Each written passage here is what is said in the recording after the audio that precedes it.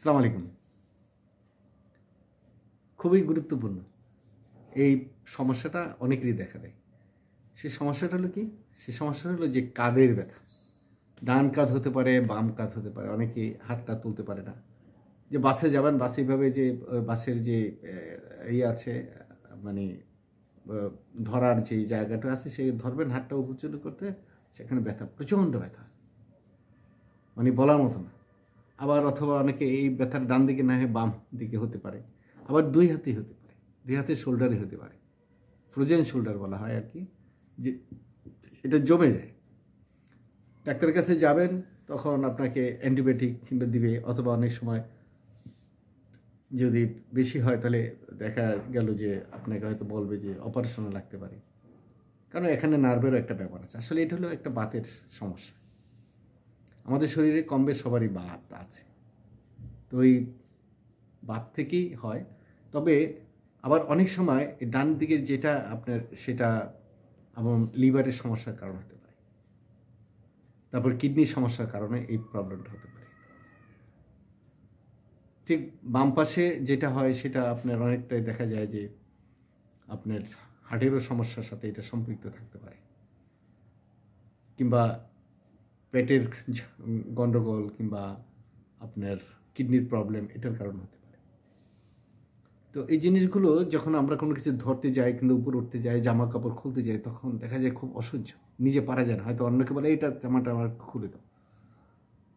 এই প্রবলেমটা অনেকের হয়। তবে আমার দেখা মতে প্রায় লোকেরই হয়। বিশেষ করে একটু দেখছি যে যাদের 40-45 মানে পার হয়ে যায়, তাদের ক্ষেত্রেই এই প্রবলেমটা বেশি হয়।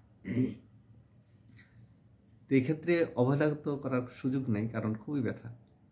এইরকম ডান দিকে যদি আপনার এই ব্যথাগুলো হয়, দেখবেন যে অনেক সময় সেক দিলে, গরম সেক দিলে ভালো লাগে, এটা গরম সেক দিলে ভালো লাগে। হ্যাঁ, তো কিন্তু বাইরে থেকে যদি আপনি মানে চাপ দেন, টিপে দেন, কিন্তু অতটা বোঝা যায় না, কারণ যেহেতু এখানে হাড়, তো সেক্ষেত্রে আপনার কিছু ব্যায়াম আছে, সেই ব্যায়ামগুলো করতে পারেন। সেই সাথে সাথে আমাদের হোমিওপ্যাথিতে একটা ওষুধ আছে। ডান দিকে যদি এই ব্যথাটা হয়, তাহলে সেঙ্গুনেরিয়া ক্যান নামে এই যে ওষুধটা আছে, সেই ওষুধটা আপনি খেতে পারেন। তো স্বাভাবিক পর্যায়ে যদি শরীর স্বাস্থ্য একটু ভালো থাকে, তাহলে আপনার 1000 পাওয়ারের ওষুধটা বড়িতে মনে করেন দিনে 4-5টা করে 3 বার খেতে পারেন। দেখা গেল সপ্তাহখানেকের মধ্যে আপনার এই ব্যথাটা চলে যাবে। আর যারা একটু দুর্বল, তাদের 200 দিয়ে শুরু করে, 200 পাওয়ার দিয়ে, 200 আপনার আপনার যে কোনো দোকান থেকে, অথবা হোমিও দোকান থেকে আপনি ওষুধটা নিতে পারেন, দাম বেশি হবে না। অথবা ভালো কোনো ডাক্তারের সাথে পরামর্শ করতে পারেন।